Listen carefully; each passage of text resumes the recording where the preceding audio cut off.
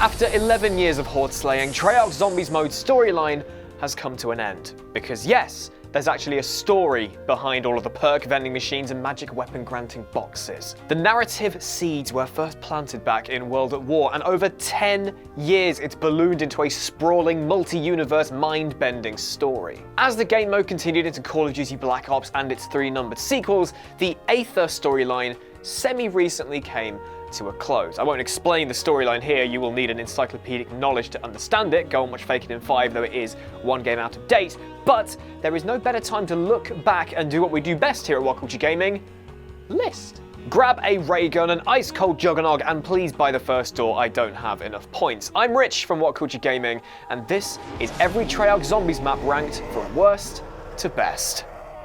But before we begin, there are 29 entries on this list, and since I can hear the hordes trying to break down the windows of WhatCulture Towers, I'm going to very quickly blast through the first 19. If you're wanting to see my more in-depth thoughts on these first 19 maps, link to the original article is in the description below.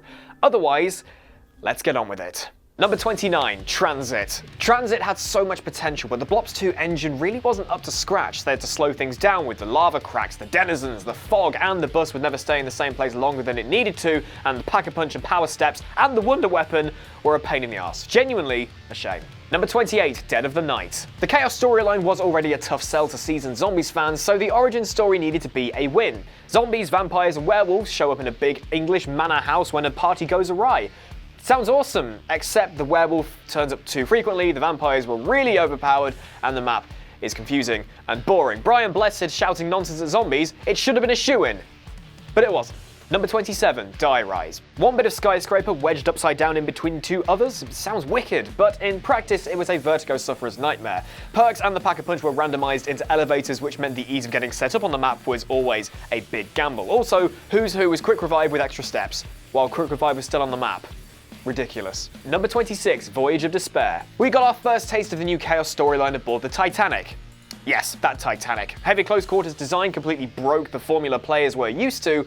Long-winded routes to dead ends, an abundance of seemingly pointless Easter egg steps to make the process more difficult for a map supposedly present to introduce the Zombies mode to a new generation of players. It wasn't exactly welcoming. Okay, now this is where things stop being outright bad. Number 25, Verrückt. The second ever map brought a lot to the table. Perk machines, electric traps, and the power switch not only enabled the aforementioned perks and traps, but also brought about the first actual task for players to complete aside from the outright survival. Saying that, there's not really much else to it. It's a great challenge in the Zombies repertoire, but there's never any draw to keep coming back to this overrun asylum. Number 24, Shangri-La. Running around this hidden Himalayan temple was an exhilarating experience, but the cons outweighed the pros. Power-up stealing monkeys were a fun challenge to deal with the first time round. The Napalm and Shrieker zombies were interesting but forgettable additions, but with an engrossing Easter egg narrative and the daft yet hilarious baby gun, those loading up Shangri-La will have a tough yet rewarding time. Number 23, NUKETOWN Zombies. NUKETOWN Zombies proved to be quite the challenge for the seasoned Zombies player. Known routes were blocked by debris, everything was very close quarters, perks and the Pack-a-Punch entered the map in a random order every few rounds. You might not get Juggernog till round 25. Basically a death sentence. Number 22, Tag der Toten. Another remake, this time Call of the Dead, but with all the things that made the original great, stripped out and left feeling hollow. As much as the Aether ending wrapped pretty much everything up, and it was an emotional one at that, the lack of pure spectacle made an already tired recurring theme of remake maps in Black Ops 4 worse. We saw the Aether storyline off with more of a whimper than a bang.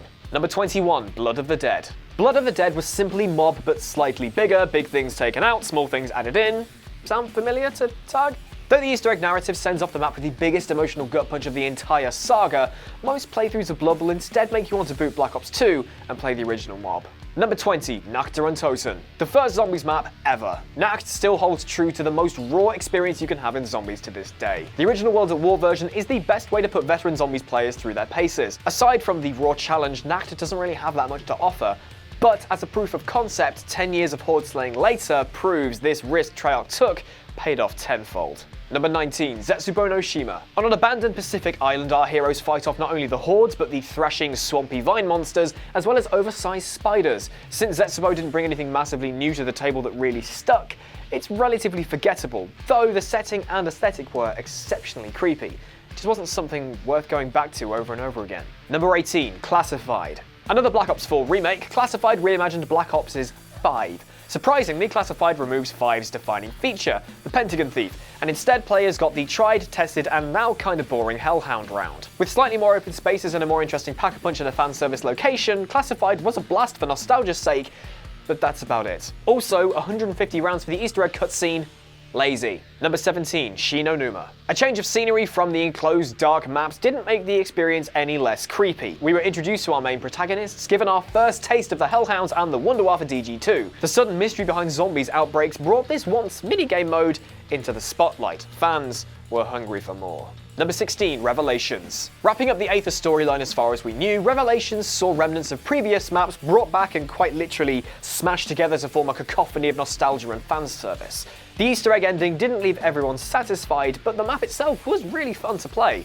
The experience wrapped up a pretty stellar zombie season in Black Ops 3. Number 15, 5. Set deep within the Pentagon, and like its future remake Classified, the unique boss round in the form of the Pentagon Thief is what sets this map apart from the others. Stealing your weapons every few rounds proves quite the challenge, especially when setting up on 5 is a long, expensive and arduous process. The sheer difficulty of this map is what split fans down the middle, but 5 stands as one of the most underrated and overlooked maps of the entire saga. Number 14, Shadows of Evil. Wrapped up in the dark neon gothic morgue city, Shadows of Evil was something very new. Introducing the parasites, the insanity elementals, and the Margwas, our characters were also able to transform into creatures capable of powering perk machines and reaching places unreachable by the puny human form. Though many aspects of this map seem semi-ripped off from Mob of the Dead, Shadows of Evil was a beast in its own right. Number 13, 9.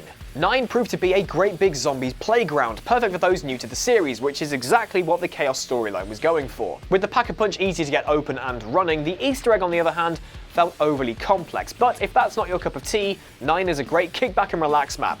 Well, about as relaxing as being chased by a zombified tiger gets. Number 12, Alpha Omega. Even though it's another remake, Alpha Omega gets a few points over the original NUKETOWN because of how much has changed. The whole street was open, the bunker underneath was new and traversable, and the narrative fits into the zombie storyline pretty well. Plus, 4 Reagan Mark II variants. Automatically great. Number 11, Buried. Buried proved to be a unique but not massively challenging experience. An alleyway housing Juggernog proved to be a no-brainer camping spot, and being assisted by buildable traps made the experience a breeze. The creepy ghost house was pretty spooky, the maze was a pain in the arse, but we also got the Reagan Mark II. A win overall, I think. And breathe. Okay. Number 10, GOROD KROVI.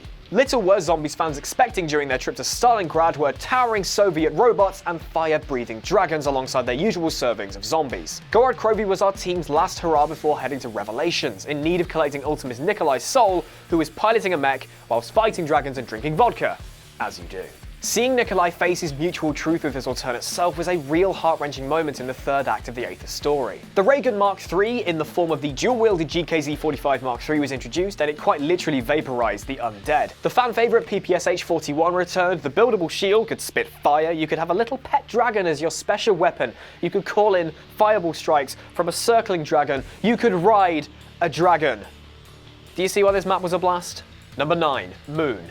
The first of now 3 times we thought we'd see the Aether storyline end, we weren't entirely sure how Treyarch could push the zombies mode past zombified monkeys, time loops, and a literal George Romero boss, but we were all left with egg on our face when we found out we were headed to the moon. A feeling no other zombies map would have on a gameplay, sound, design, and atmospheric level, there is nothing quite like the final map in Black Ops 1's DLC season, Moon. A wonder weapon that makes zombies inflate and pop? Sure. Teleporting Nova crawlers? Absolutely. Pack-a-Punch being in Area 51 of all places? Why not? With a mix of tight corridors, opening training spaces, and a jump pad playground, Moon had everything to be one of the most replayable experiences in the entire saga, with excavators threatening to cut off parts of the map almost indefinitely if you weren't quick to disable them, and an Easter egg ending which quite literally changed the world. Moon saw Black Ops off with 3 very large earthbound bangs. Number 8, KINO der Toten.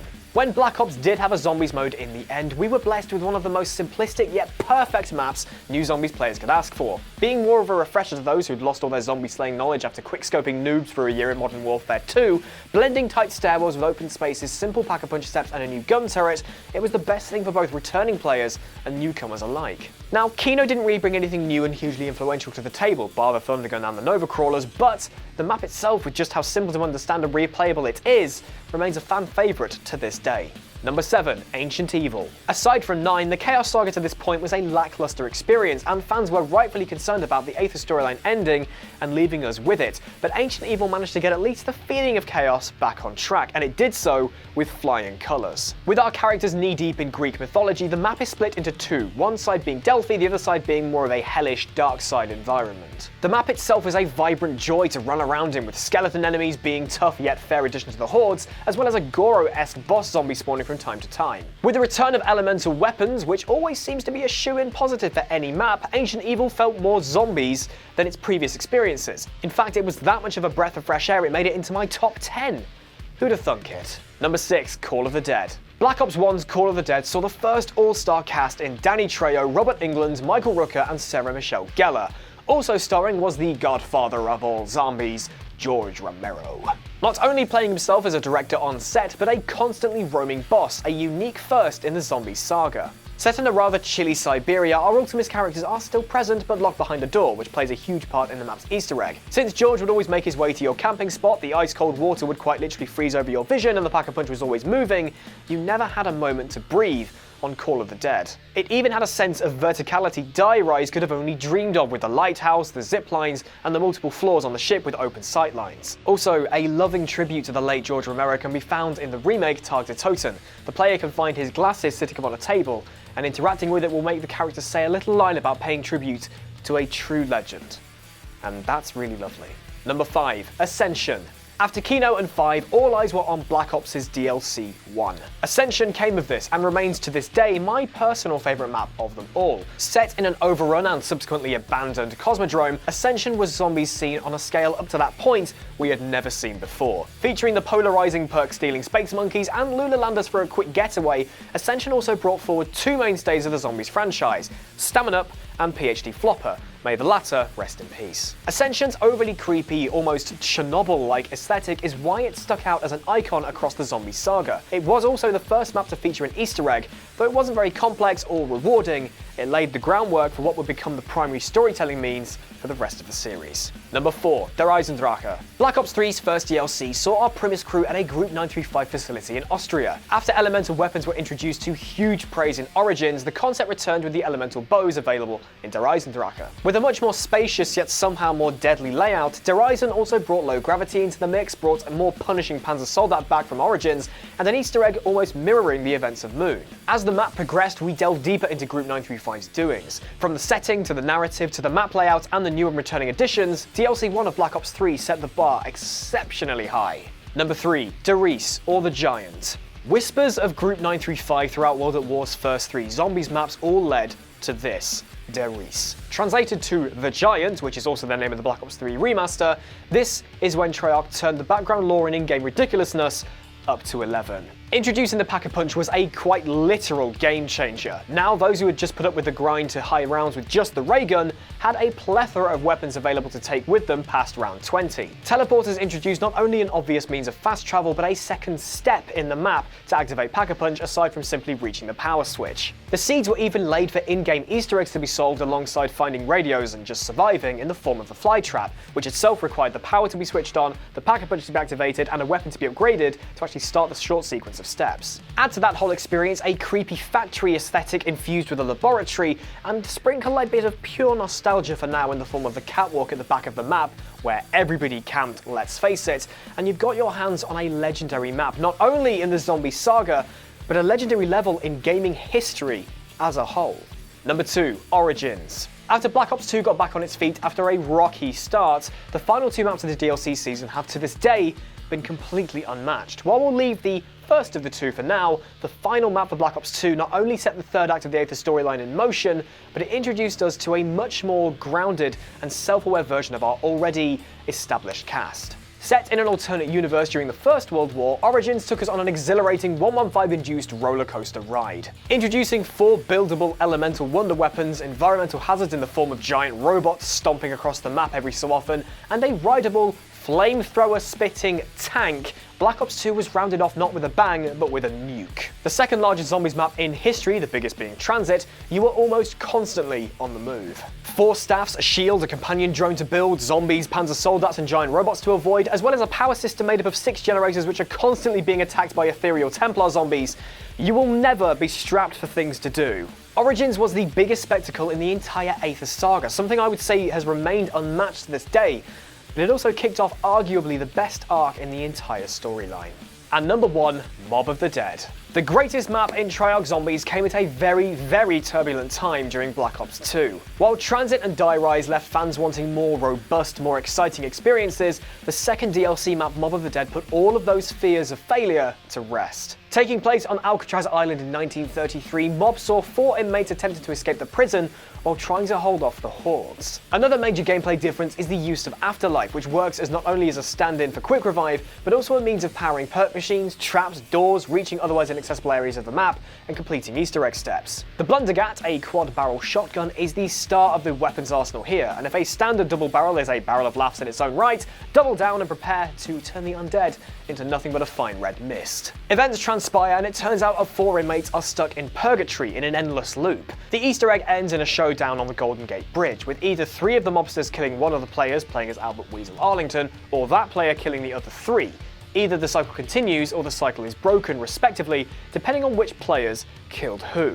The spiked, bloodied horror aesthetic paired with the tight but tall corridors of a prison, the demonic lava pits and Cerberus heads, all of that wrapped up with 4 all-star voice cast mobsters, proved Mob of the Dead to be the win zombies sorely needed in the first few months of Black Ops 2, and its reputation is yet to be beat.